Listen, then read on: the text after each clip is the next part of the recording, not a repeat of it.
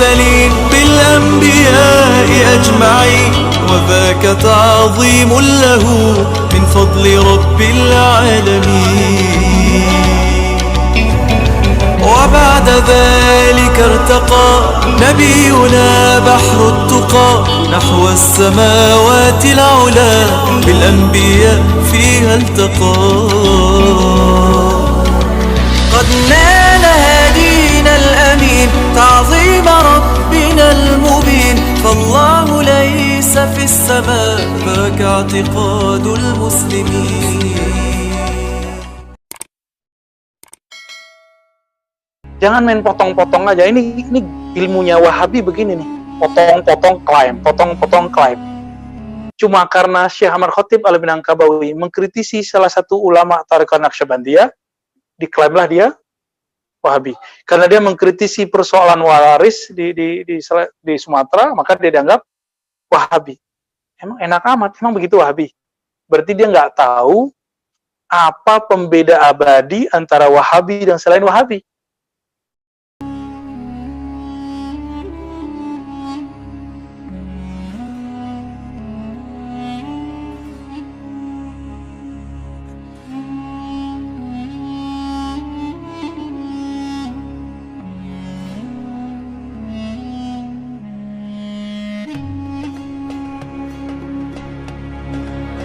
Nah, kemudian menjadi pertanyaan bagi kita kawan-kawan, karena selama ini sosok Syekh Ahmad Khatib Al-Minangkabawi oleh sebahagian peneliti dalam literatur yang kita baca mengenai biografi, mengenai pemikiran Syekh Ahmad Khatib, disebutkan bahwa Syekh Ahmad Khatib Al-Minangkabawi ini seorang yang sangat kritis. Bahkan ada yang menyebutkan menolak secara mutlak pemahaman atau praktek-praktek tarikat.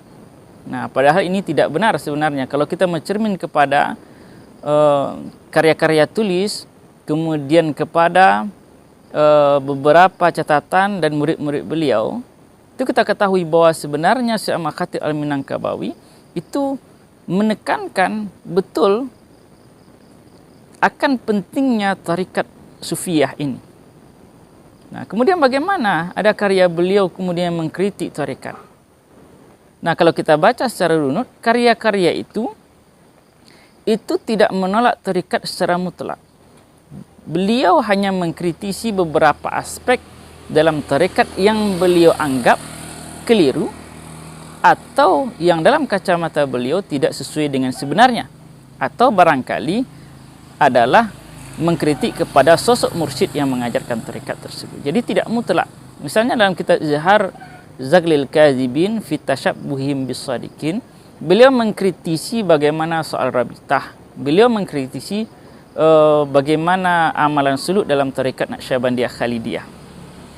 Nah, tapi tidak dalam artian mutlak, karena pada bagian fasal-fasal lain dalam kitab itu beliau bahkan menjelaskan bagaimana sebenarnya bertarikat yang lurus. Kemudian beliau bahkan menjelaskan bagaimana seorang itu mesti menjalani tarekat itu di bawah bimbingan seorang guru. Nah kemudian bagaimana karya ini kan sempat menjadi heboh di Minangkabau karena pernah dicetak di Padang, kemudian tersebar, dan kita ketahui bahwa sebagian besar dari kaum muslimin ketika itu adalah penganut tarekat. Di antaranya adalah tarekat Naqsyabandiyah Khalidiyah. Bukan tanpa diskusi, malah kitab karya Syekh Ahmad Khatib Al-Minangkabawi tersebut ditanggapi oleh berbagai ulama. Di antaranya adalah Syekh Muhammad Sa'ad Al-Khalidi Munka, kemudian Syekh Khatib Ali Al-Fadani, kemudian ada lagi Syekh Muhammad Dalil Bayang, ulama besar di kota Padang. Nah, diskusi yang panjang itu dengan Syekh Muhammad Sa'ad Al-Khalidi Munka. Syekh Muhammad Sa'ad kemudian menulis sebuah risalah yang sebenarnya atas desakan pertanyaan dari kaum muslimin. Risalah itu berjudul Irghamu Unufil Muta'annitin fi Inkarihim Rabitatal Wasilin. Kemudian Syekh Ahmad Khatib lalu membalas lagi dengan kitabnya berjudul Al-Ayatul Bayyinat. Setelah itu Syekh Muhammad Sa'ad menjawab kitab Al-Ayatul Bayyinat dengan kitab beliau yang berjudul Tambihul Awam ala Taghrirat Ba'dil Anam. Nah, sampai di sini menurut riwayat yang boleh kita katakan mu'tabar, saksi mata sendiri, bahwa satu ketika Syekh Muhammad Sa'ad setelah perdebatan, setelah diskusi dalam kitab-kitab mereka itu, mereka bertemu di Mekah dalam sebuah jamuan makan. Dalam pertemuan itu nampaklah dua orang ini, dua sosok yang menjadi tokoh besar sentra ulama-ulama Minangkabau Al Abad 20 tersebut saling bertukar fikiran, sangat akrab, seolah-olah tiada di antara mereka itu perdebatan sebagaimana yang tergambar atau yang dilukiskan oleh orang-orang yang berusaha meriwayatkan kisah-kisah perdebatan mereka. Nah, artinya apa? Setelah itu memang perdiskusi itu hanya sampai pada tulisan saja. Mereka tetap sebagai ulama-ulama yang mempunyai kelapangan hati. Perbedaan-perbedaan yang ada dianggap sebagai sebuah keniscayaan, sebagaimana ikhtilafnya ulama-ulama dulu. Itu hal yang lumrah sekali. Nah, kalau kita baca autobiografi Syekh Ahmad Khatib Al-Minangkabawi yang berjudul Al-Qaulut Tahif fi Tarjamah Ahmad Khatib bin Abdul Latif, memang disebutkan bahwa Syekh Ahmad Khatib sebenarnya setelah tulisan Syekh Sa'ad Tambil Awam menulis sebuah kitab lagi yang dalam rangka untuk mengkritisi kembali dalil-dalil hujah-hujah Syekh Sa'ad. Tapi nampaknya kitab itu tidak tersebar di Minangkabau. Tidak ada yang memberitakan kecuali hanya Syekh Ahmad Khatib sendiri dalam autobiografi tersebut. Artinya apa? Beliau nampak menahan dirinya, artinya menutup perdebatan sudah sampai di sini saja. Karena di antara kedua ulama ini sudah memulakan hujahnya masing-masing. Dan sudah menjadi sebuah fakta yang tidak terbantah pendengar, kawan-kawan yang berbahagia, bahwa Syekh Ahmad Khatib Al-Minangkabawi jelas, sekali lagi kita garis bawahi bahwa beliau adalah ulama yang tetap berpegang teguh kepada tarekat kaum Sufiyah. Dan ini dijelaskan dalam kitab Fathul Mubin tadi. Dan ada satu karya beliau yang tidak banyak diketahui orang, yaitu kitab Maslakul Raghibin fi Tariqah Sayyidil Mursalin. Nah, dalam kitab itu jelas sekali beliau menekankan kaifiyat tata cara untuk mentalkinkan zikir, atau dalam istilahnya adalah baiat tarekat beliau. Ada beberapa zikir yang beliau baiatkan, beliau talkinkan kepada para murid. Dan kalau menurut penjelasan dari Syekh Harun Ar-Rasyidi At-Tobohi Al-Pariaman yang tinggal di negeri Batipuah, yang sempat mengajar di Surau Lubuk Wawa, beliau menjelaskan dalam kitabnya Falahatul Mubtadi bahwa tarekat yang kemudian diajarkan, dikembangkan oleh Syekh Ahmad Khatib Al-Minangkabawi adalah tarekat Khalawatiyah. Dan ini diterima langsung oleh Syekh Harun At-Tobohi Pariaman tersebut. Begitu juga kisah yang telah diuraikan oleh Syekh Arifin Batu Hampar. Kemudian kisah yang diuraikan oleh Syekh Muhammad Said Bonjol yang menjelaskan kedudukan sebenarnya Syekh Ahmad Khatib Al-Minangkabawi setelah beliau berdebat, bertukar fikiran, berdiskusi dengan Syekh Muhammad Sa'ad Al-Khalidi Munkah. Salah seorang murid Syekh Ahmad Khatib Al-Minangkabawi di Mekah, yaitu Syekh Muhammad Zain Batubara, beliau bahkan memberi gelar Syekh Ahmad Khatib Al-Minangkabawi, gelar di depannya selain alim al-allamah, yaitu juga ditulis dengan kalimat as-sufi. Siapa yang lebih tahu tentang Syekh Ahmad Khatib Al-Minangkabawi selain daripada murid-muridnya? Siapa yang lebih memahami bagaimana pemikiran, bagaimana pemahaman Syekh Ahmad Khatib Al-Minangkabawi selain orang-orang yang berdekatan masanya, yang menengok langsung kepada Syekh Ahmad Khatib Al-Minangkabawi tersebut? Kepada mereka lah kita mesti bertawakuf, kepada mereka lah kita mesti mengambil iktibar, mengambil pemahaman dari sosok besar seperti Syekh Ahmad Khatib Al-Minangkabawi tersebut. Nah, kawan-kawan yang berbahagia, oleh sebab itu salah satu pusaka ulama Minangkabau di antaranya yang diwariskan oleh Syekh Ahmad Khatib kepada murid-muridnya. Apakah muridnya yang ada di Medan, di Sumatera Utara? Apakah murid-muridnya yang ada di Minangkabau? Apakah murid-muridnya yang ada di Palembang dan daerah-daerah lain? Adalah tarekat sufi. Dan inilah yang menjadi pegangan hidup yang dipakai, mati yang ditompang, yang dijadikan ruh dalam kehidupan orang-orang di surau.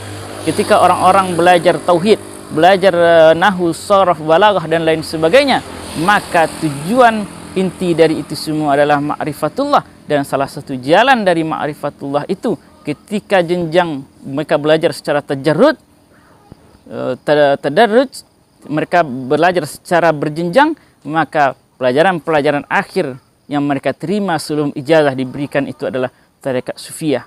Maka surau ruhnya itu adalah tarekat sufi. Maka pusaka ulama Minangkabau itu adalah tasawuf tarekat sufiyah itu sendiri.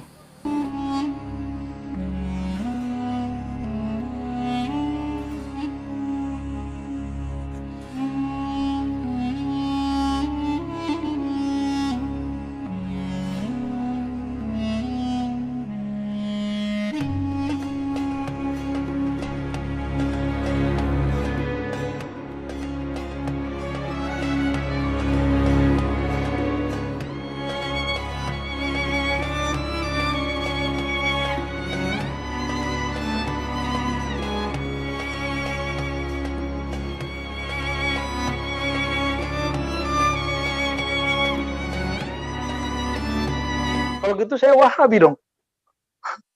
Banyak kemiripan kita sama Wahabi mengharamkan rokok kan? Saya nggak ngerokok. Wahabi nggak? Wahabi. Ya? Wahabi berjenggot, kita berjenggot. Kita kalau sholat sarungnya jingkrang kan? Ini jenggotnya Masya Allah nih, Ridwan. Ya. Jadi teman-teman, Wahabi, kita ulangi, ciri-ciri Wahabi bukan dari fikih, bukan dari penakwilan, tapi dari tigaan. Ya, uluhiyah, rububiyah, asma was, udah itu aja. Mau kemana aja orang aku, klaim ini Wahabi, kalau nggak ada tiga itu bukan Wahabi deh. Walaupun jingkrangnya sampai ke lutut, ya.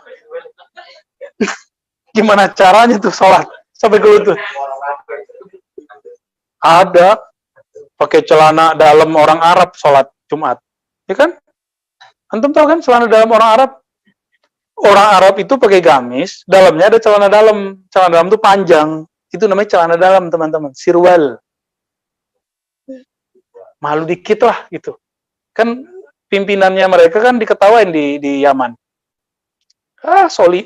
Yusoli, bil bantolun ya. Gimana Arabnya? Celana dalam bantolun ya? Bener. Celana panjang yang di dalam itu loh. Sholat kok pakai celana dalam. Maksudnya yang panjang itu. Jadi antum kalau sholat jangan pakai celana gunung lah ya. Jangan pakai celana. Mending celana levis sekalian lebih sopan. Nih apa nih? Celana apa nih? Celana gunung banyak sakunya kan. Cuma karena bisa jingkrang. Emang Nabi sholat pakai celana gunung? Antum cari semua hadis Nabi itu sholat pakai izar. Maka salah satu nama Nabi Sahibul Izar. Baca ada nama Nabi. Dalam kitab Syama'il ketemu bahwa Nabi memakai izar. Ya, Mas izar ya. Sarung artinya. Nabi pakai ini, rida. Maka pakaian Nabi itu dua qit'atain, atas bawah. Nah, digabung oleh orang Arab sekarang. Jadi gamis panjang. Ya boleh-boleh aja sih. Bagus, saya juga suka pakai itu, gak ribet. Khalas ya, Sidi Musa? Akhwat ada yang nanya nggak? Khalas? Cukup? Jam 8 ya, baik. Ya, baik teman-teman yang dimuliakan Allah. Semoga Allah meridhoi kita dengan segala macam dosa, kesalahan kita. Semoga Allah memaklumi dan meridhoi kita semua. Allahumma ja'alna min ahibbaik. Allahumma ja'alna min awliyaik. Allahumma arzuqna al-amal alladhi yuballighuna ila hubbik. Allahumma arzuqna hubbaka wa hubba ma yuhibbuk. اللهم ارزقنا حبك وحب نبيك اللهم ارزقنا حبك وحب وليك اللهم اجعلنا ممن جاهد مع الإمام آخر الزمان سيدنا المهدي خليفة الله وصلى الله على سيدنا محمد وجعلنا يا ربنا من الصابرين والشاكرين والتوابين والحمد لله رب العالمين.